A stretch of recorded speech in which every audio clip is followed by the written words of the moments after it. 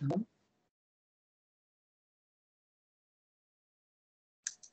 Je vais te demander d'aller sur ta base, l'endroit que tu connais, l'endroit qui te permet d'être en sécurité, qui te permet de remonter tes fréquences si nécessaire. C'est ton centre, ton point de départ. C'est bon. Bien.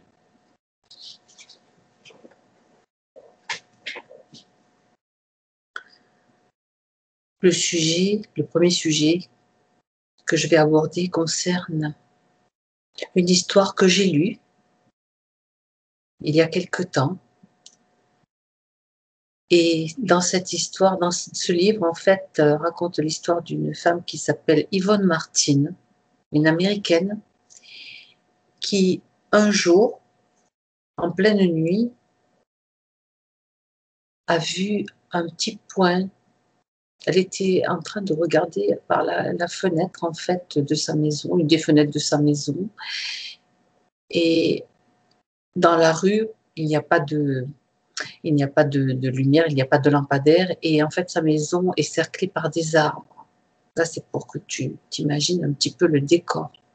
Donc, elle est en train de regarder par la fenêtre et puis elle entre un petit peu comme dans un état de méditation et elle voit comme un petit point rose, un minuscule point qui se met à pulser.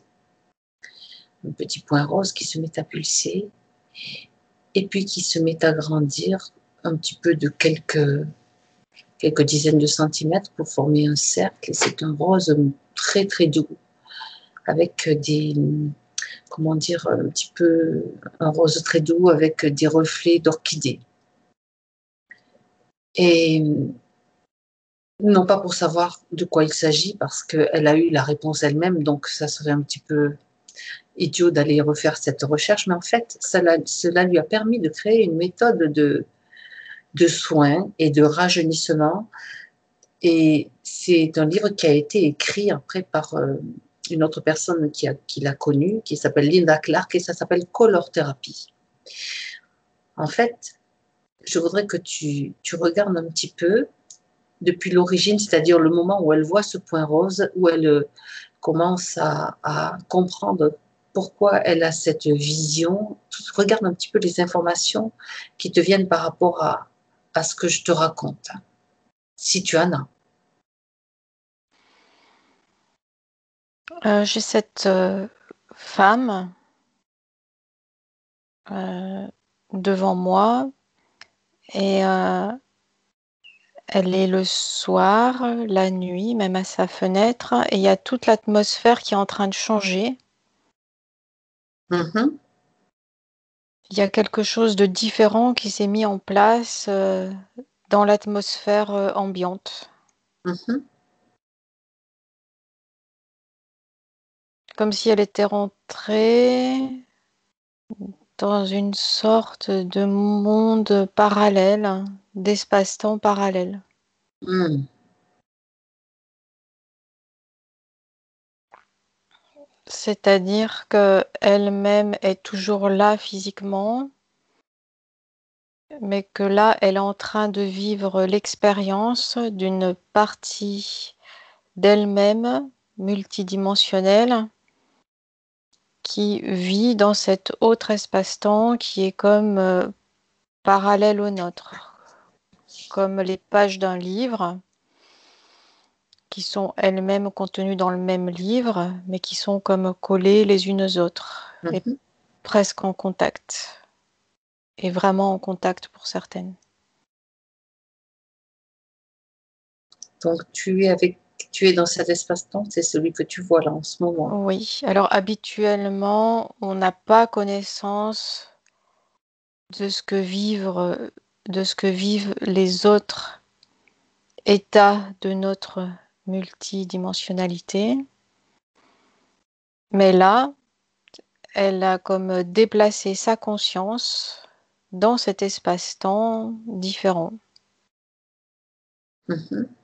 Et donc, elle a des informations différentes. Est-ce que tu vois le petit point rose qui pulse? Oui, et même plus que ça, il y a toute l'atmosphère qui est rose. Mhm. Qu'est-ce qui se passe? Regarde, tu la vois, elle, dans cet espace, qu'est-ce qu'elle fait? Elle est comme une élève qui reçoit de l'information, comme si c'était une sorte de technologie qui lui envoie de l'information par cette lumière pulsée. Mhm.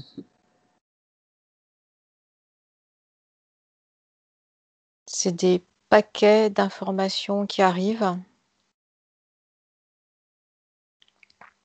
c'est-à-dire que ça n'est pas formulé en mots,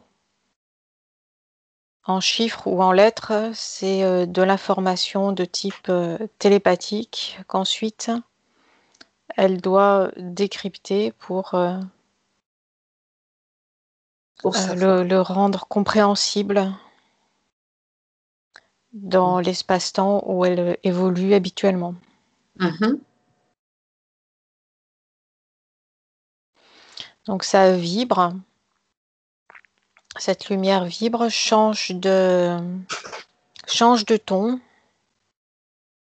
se déplace au niveau des variations lumineuses et il y a non seulement la lumière, mais il y a aussi des sensations au niveau olfactif qui sont là. Très bien, très bien. Voilà. Oui, l'information qui t'arrive est tout à fait juste, en fait, puisqu'effectivement, j'allais te le demander, j'allais te poser la question. C'est-à-dire que la méthode qu'elle a créée, c'est justement à travers la respiration de la couleur. Et donc là, elle s'est mise à respirer ce rose qu'elle avait devant les yeux, qui l'entourait, tu vois, comme s'il était devant elle, comme un nuage tout rose. Et elle s'est mise à le respirer. Alors c'est ça que je vois. Voilà, Parce que continue. effectivement, la couleur rose, elle est tout autour d'elle, Mhm. mais comme un léger brouillard rose, et que effectivement, elle respire. Mhm. Et dans cette respiration, il y a des informations qui lui parviennent. Donc ça se traduit par un type d'odeur, Oui. mais cela va beaucoup plus loin que ce que l'on qualifie d'odeur dans notre plan physique. Mhm. Parce que l'odeur, d'un point de vue informationnel, va beaucoup plus loin que ce que perçoit notre corps physique. L'odeur, c'est pas seulement ce que l'on sent, mais c'est aussi, d'un point de vue subtil, des informations qui sont transmises, Mhm.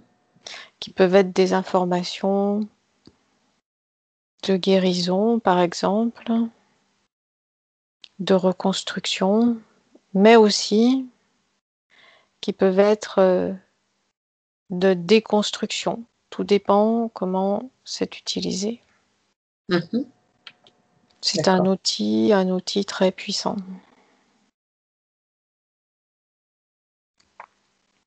Est-ce que tu peux, dans l'ambiance où tu te trouves, simplement pour l'expérience, mais si tu ne peux pas, ce n'est pas grave, c'est toi qui vois, si c'est possible ou pas, est-ce que tu peux, à l'égal, de la même façon que Yvonne Martine, donc respirer ce rose, regarde, si tu peux le faire, et laisser venir à toi les sensations qu'il te procure.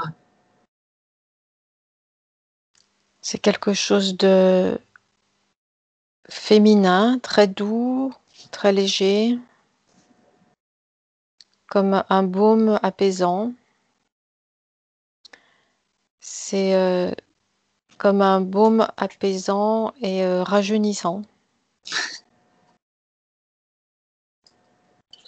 Ça apporte d'un point de vue vibratoire des cellules neuves de jeunesse en fait qui viennent comme réinformer les cellules du corps physique.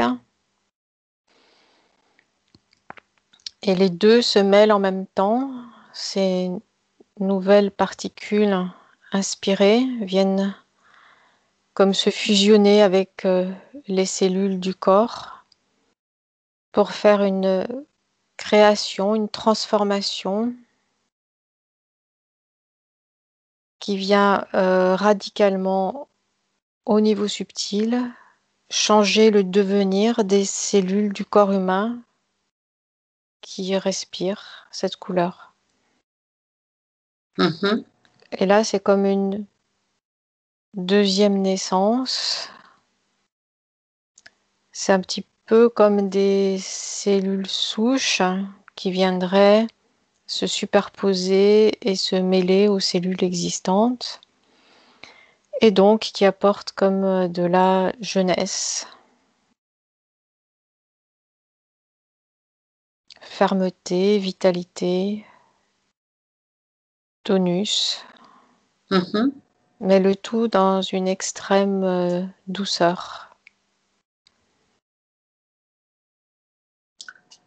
Peux-tu aller récupérer l'information j'aimerais savoir en fait, selon ta perception, s'il faut le faire plusieurs fois, s'il faut le faire régulièrement pour avoir tous les bénéfices de cette technique. Regarde. Ah oui, parce que comme ça se passe au niveau subtil, il faut ensuite qu'il y ait métabolisation de ce qui se fait dans le subtil, dans le physique. Et quelquefois, cette métabolisation se fait lentement ou de façon incomplète. Mhm. Donc, régulièrement, il faut comme réinformer au niveau subtil jusqu'à ce qu'il y ait la manifestation dans le physique. D'accord.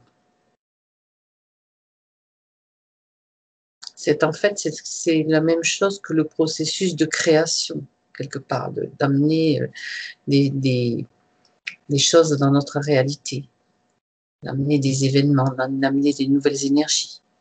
C'est le même En processus. quelque sorte, oui. Ça se ressemble beaucoup, oui, d'accord. Donc, selon toi, selon ta vision, est-ce qu'on peut vraiment améliorer sa santé par le fait de respirer les couleurs de cette façon, pas seulement le rose, parce qu'il y a bien sûr toute une gamme de couleurs. Oui, c'est un travail qui se fait d'un point de vue subtil, énergétique, Mhm. et qui, s'il est fait en toute conscience, voit sa matérialisation dans le physique.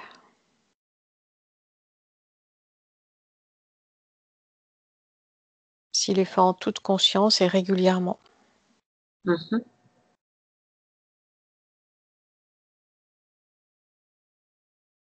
Est-ce que tu es d'accord pour aller voir, non pas, on va pas éditer un dictionnaire des couleurs et de correspondance, mais aller voir peut-être quelques couleurs et donner des indications, c'est-à-dire aller de la même façon que tu as respiré le rose, aller respirer par exemple du bleu clair, du bleu turquoise par exemple. Si tu es d'accord et que tu as des informations. Alors le bleu turquoise m'amène vers les glandes du corps, Oui. les glandes endocrines Mhm. et toutes les glandes qui font fonctionner le corps dans sa libération d'informations hormonales ou autres. Ça vient comme soutenir les glandes. Bien.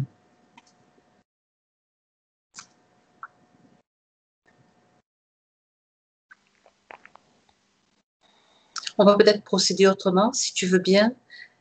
plutôt que de t'énumérer quelques couleurs, ce qui c'est pas forcément la meilleure façon. Laisse venir à toi les couleurs qui veulent se présenter, qui peuvent avoir une importance pour nous, pour...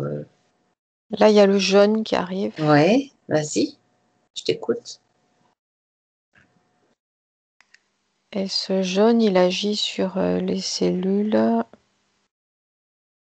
qui composent les organes de la digestion. Mmh.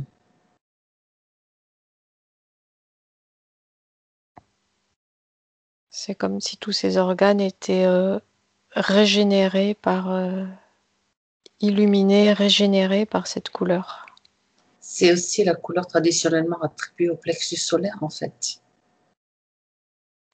Oui, c'est comme s'il y avait une vitalité nouvelle qui était infusée Mmh. dans tous ces organes en lien avec le système de digestion, c'est-à-dire l'estomac, le pancréas, les intestins. Mmh.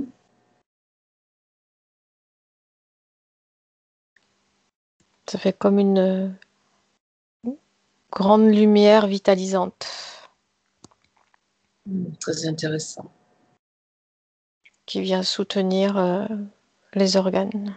D'accord.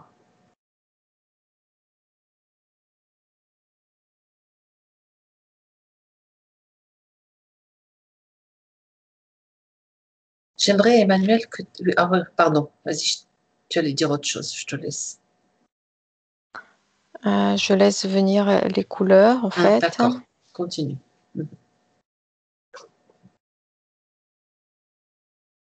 Là, il y a du vert Ouais.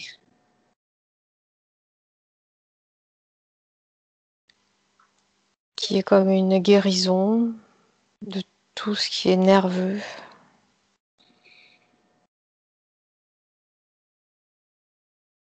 Qui vient mettre au repos toutes les cellules nerveuses, les calmer, les arranger, les réorganiser, Mhm.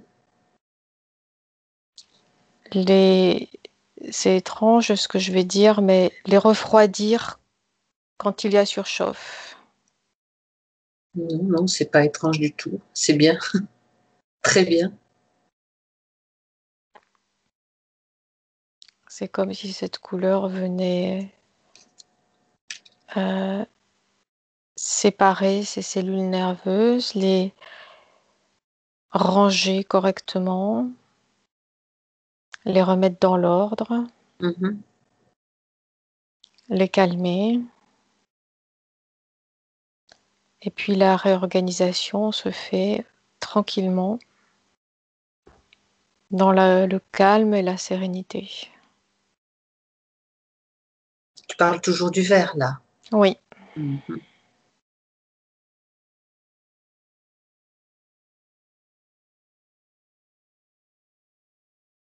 Après, il y a le violet qui vient. Ça vient en désordre. Le violet, lui, sert à stabiliser les corps subtils sur le corps physique.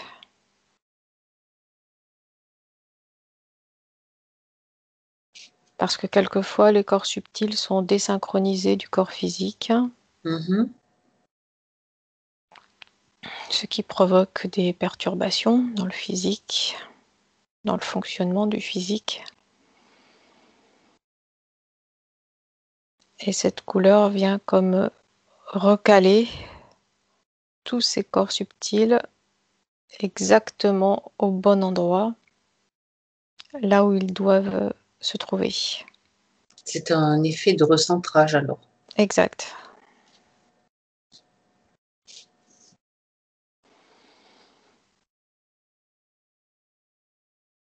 Pour l'instant, c'est tout ce qui vient comme Bien, couleur. très bien. C'est déjà quand même intéressant. Puis on peut aussi, chacun doit pouvoir aussi, en respirant une couleur, aller dans le ressenti de ce qu'elle va lui apporter aussi. Bien. Une dernière question par rapport à à ce processus. Tu sais, il existe aussi un autre processus, mais alors là, ça s'appelle donc la chromothérapie, mais c'est plutôt avec l'utilisation d'un matériel, c'est-à-dire de lampes et de filtres. C'est juste pour comparer un petit peu les deux techniques qui sont complètement différentes, puisque une utilise simplement la respiration et l'autre s'appuie sur un matériel quand même un peu plus sophistiqué. Alors, l'une et l'autre technique sont également efficaces, mais ne conviennent pas ou n'agissent pas de la même façon selon les personnes, selon la sensibilité des personnes.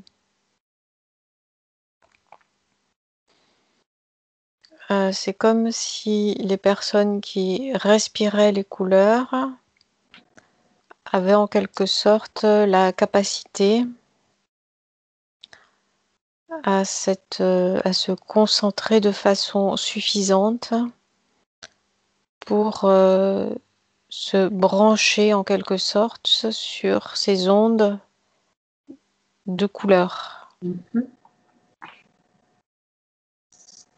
Alors que les personnes qui vont faire appel à la technologie qui produit les couleurs, cela va s'adresser peut-être plus aux personnes plus faibles qui ont besoin d'un signal extérieur pour pouvoir s'appuyer dessus. C'est comme si la finalité était la même, mais dans un cas, on fait le chemin à pied et dans l'autre, on le fait à vélo. La façon d'opérer est différente, mais la finalité reste bien la même. Et dans les deux cas, il s'agit de recevoir la vibration de la couleur en conscience. Mais l'utilisation de la conscience est peut-être davantage en œuvre dans le premier cas, dans le cadre de la respiration. Oui, mais certaines personnes ne vont pas avoir suffisamment, comme cette capacité à se brancher longuement sur une longueur d'onde précisément que représente une couleur. Donc il n'y a pas de bonne et de mauvaise méthode, ni une plus efficace que l'autre. Tout dépend de la personne qui reçoit, qui est récepteur. D'accord. C'est comme si le passage se faisait plus en force avec la technologie. Mais même la technologie, le conscient peut la refuser et à ce moment-là, elle a beaucoup moins d'impact. Donc, le point central reste la conscience, de se brancher sur cette longueur d'onde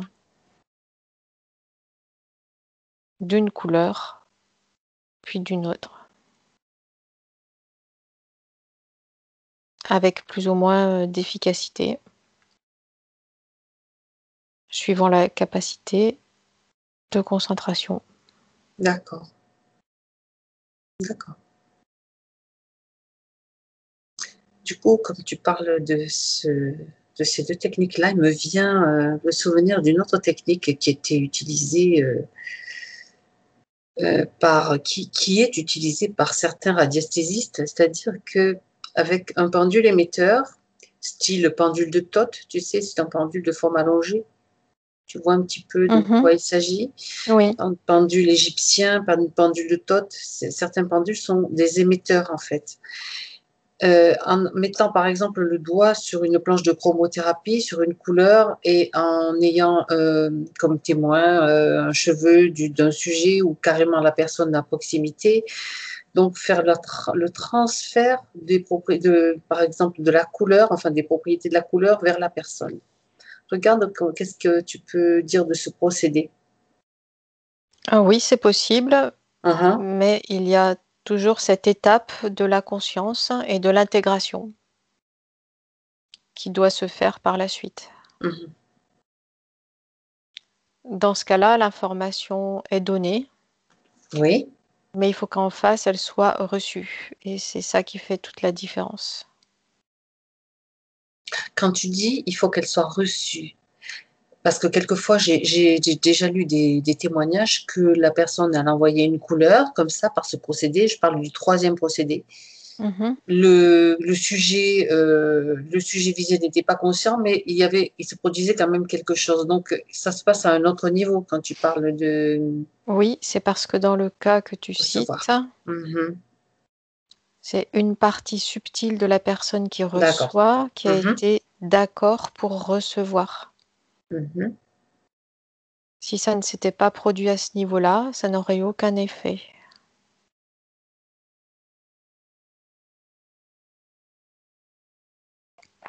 Donc c'est bien. Alors, c'est bien en fait le fait de vouloir recevoir cette information qui fait que ce mécanisme-là agit. Oui. Donc même à distance, Mhm. le plus efficace serait que au moment où il y ait contact entre la couleur et une mèche de cheveux, par exemple, il faudrait que la personne qui doit recevoir sache en temps réel ce qui se passe pour pouvoir elle-même se mettre en état de recevoir l'information. Ça, c'est ce qui est le plus efficace. Mhm. En termes d'efficacité, oui. Mhm.